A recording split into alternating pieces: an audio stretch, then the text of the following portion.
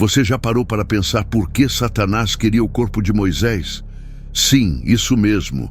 O líder que guiou os israelitas para fora do Egito, o homem que subiu ao Monte Sinai para receber os 10 mandamentos, teve seu corpo disputado em uma batalha espiritual entre o arcanjo Miguel e Satanás. Parece cena de filme, não é? Mas esse mistério está nas Escrituras e levanta questões tão intrigantes quanto provocativas. Afinal, o que há de tão especial nesse corpo? E mais, o que isso tem a ver com você e a sua caminhada de fé? Talvez você nunca tenha ouvido falar sobre essa história. Ou talvez já tenha se perguntado por que algo assim aconteceria. Mas prepare-se, porque o que está por trás dessa disputa vai muito além de curiosidade teológica. Estamos falando de estratégias espirituais, símbolos de poder e até mesmo da idolatria disfarçada que ainda nos cerca.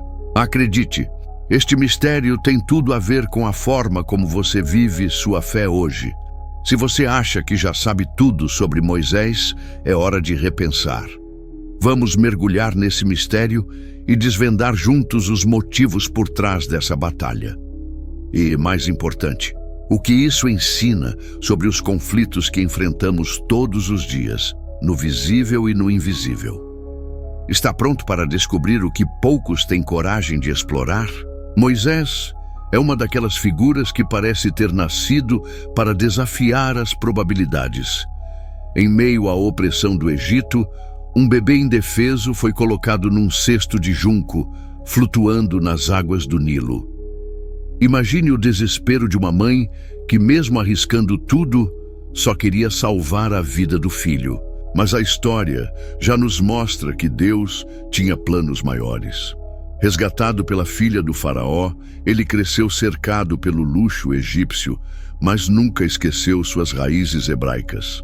Essa dualidade entre o privilégio e o chamado moldou o homem que lideraria os israelitas para a liberdade. Quando falamos de liderança, Moisés não é só uma inspiração, mas um exemplo de resistência. Ele já tinha 80 anos quando começou sua missão, uma idade que, para muitos, significa pendurar as sandálias. E aí está o encanto dessa história. Moisés prova que o tempo de agir não depende do calendário, mas do propósito. Durante os 40 anos no deserto, ele enfrentou de tudo: sede, fome, dúvidas, rebeliões. Liderar um povo não é fácil, especialmente um povo que questiona cada passo. Mas Moisés persistiu, e se isso não é a definição de fé em ação, eu não sei o que é. E o que dizer das tábuas da lei? Moisés subiu ao Monte Sinai e voltou com os 10 mandamentos, um marco que moldou civilizações inteiras. É curioso pensar que o mesmo homem que libertou escravos entregou um código moral eterno, mas veja bem, nem mesmo ele estava isento de falhas. Por causa de um erro, não pôde entrar na Terra Prometida. Ainda assim, sua história não termina ali. Você sabia que há um mistério envolvendo o corpo de Moisés? Bem, isso é algo que vale a pena explorar mais de perto.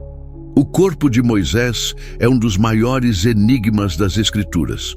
O livro de Judas, no Novo Testamento, menciona um episódio curioso: uma disputa entre o arcanjo Miguel e Satanás pelo corpo de Moisés.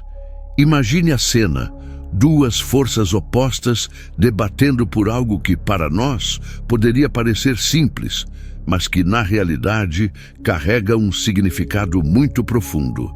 Esse relato não é encontrado no Antigo Testamento, mas sim num texto apócrifo chamado A Assunção de Moisés. A canonicidade desse texto foi amplamente debatida, mas sua mensagem deixou uma marca significativa. Porque, afinal, Satanás estaria interessado no corpo de Moisés? Uma das teorias é que ele pretendia desviar o propósito divino. Pense bem, Moisés era mais do que um líder, ele era um símbolo da aliança entre Deus e o povo. Controlar seu corpo poderia ter sido uma maneira de Satanás tentar manchar essa imagem. De um ponto de vista prático, já vimos como símbolos podem ser usados para manipular as massas. Na história humana, Líderes mortos muitas vezes se tornam estandartes de causas, tanto boas quanto ruins. Outro detalhe interessante é que Deus escolheu ocultar o túmulo de Moisés, e isso não foi por acaso. Era para proteger o povo de transformar o local em um centro de idolatria. Quantas vezes não vemos pessoas colocando mais fé no objeto do que em Deus? Isso é um risco que persiste até hoje. Mas essa disputa entre Miguel e Satanás nos deixa um convite: refletir sobre o que realmente está em jogo em histórias como essa. E falando em disputas, você já parou para pensar nos possíveis motivos por trás dessa batalha espiritual? O que levaria Satanás a lutar pelo corpo de Moisés? Entre as possíveis razões, uma que se destaca é o desejo de impedir o testemunho de Deus. Imagine só. Moisés foi uma prova viva da fidelidade divina, desde sua libertação milagrosa no Egito até a liderança nos desertos. Satanás poderia temer que, mesmo após a morte, o corpo de Moisés fosse usado para manifestar a glória de Deus de maneiras que escapassem ao seu controle. E não seria a primeira vez que o inimigo tentaria ofuscar o que Deus planeja mostrar ao mundo, certo? Outra hipótese intrigante é que Satanás poderia querer usar as falhas de Moisés como arma. Ele tinha argumentos, afinal. Moisés cometeu um assassinato, agiu por impulso e desobedeceu a Deus ao ferir a rocha para dela tirar água. Esses momentos de erro poderiam ser usados como uma espécie de prova para questionar a justiça divina. É como se ele dissesse: veja, até os escolhidos de Deus falham. Quantas vezes em nossas próprias vidas não sentimos essas acusações internas, questionando nossa capacidade de sermos perdoados ou de seguir adiante? Por último, há o aspecto da idolatria. Deus sabia que o túmulo de Moisés poderia se tornar um local de adoração e desviaria o foco de sua presença. Satanás, por outro lado, poderia tentar zombar de Deus, controlando o corpo como um troféu de vitória. Esse tipo de batalha não é apenas simbólica, mas real, e mostra como o inimigo busca meios de distorcer o propósito divino. Esses motivos abrem portas para reflexões mais profundas. O que significa para Deus proteger algo tão simbólico? E o que isso diz sobre o papel de Moisés em um contexto eterno? Curiosamente, até o livro de Judas, que menciona essa disputa, levanta questões sobre sua própria validade. Mas será que o uso de um texto apócrifo desqualifica sua mensagem? A menção de textos apócrifos no livro de Judas é algo que gera controvérsia até hoje, mas também oferece uma reflexão fascinante. Judas cita uma fonte extra-bíblica, o que levanta uma pergunta válida. Isso compromete a inspiração divina? A resposta pode ser mais simples do que parece. Paulo, por exemplo, frequentemente utilizava textos seculares para comunicar verdades profundas, como quando citou poetas gregos em Atenas. A essência está na mensagem e não necessariamente na origem do texto. Judas, ao referenciar a assunção de Moisés, faz um uso semelhante, agregando autoridade ao que Deus queria comunicar. Esse ponto nos faz pensar sobre como o conhecimento e as fontes podem ser utilizados na nossa própria vida. Assim como Judas buscou um contexto mais amplo para reforçar sua mensagem, nós também podemos aprender com diferentes perspectivas, desde que estas estejam alinhadas com a verdade.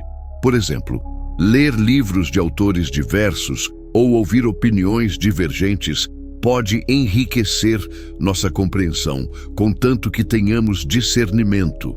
Não é o que usamos que importa, mas como e por que o usamos. Então, a citação de um texto apócrifo não diminui a força do livro de Judas, mas nos lembra que a Bíblia é um mosaico de narrativas interligadas, cada uma com um propósito específico. Esse detalhe sobre Judas abre caminho para entendermos algo maior. A disputa pelo corpo de Moisés não era apenas física, mas espiritual. E como essa batalha nos ensina que o que importa não é o que se vê, mas o que está por trás de cada disputa. Talvez essa seja a verdadeira lição para quem busca compreender o mistério da fé. Agora que você conhece o mistério por trás do corpo de Moisés, a grande pergunta é: como isso impacta sua vida?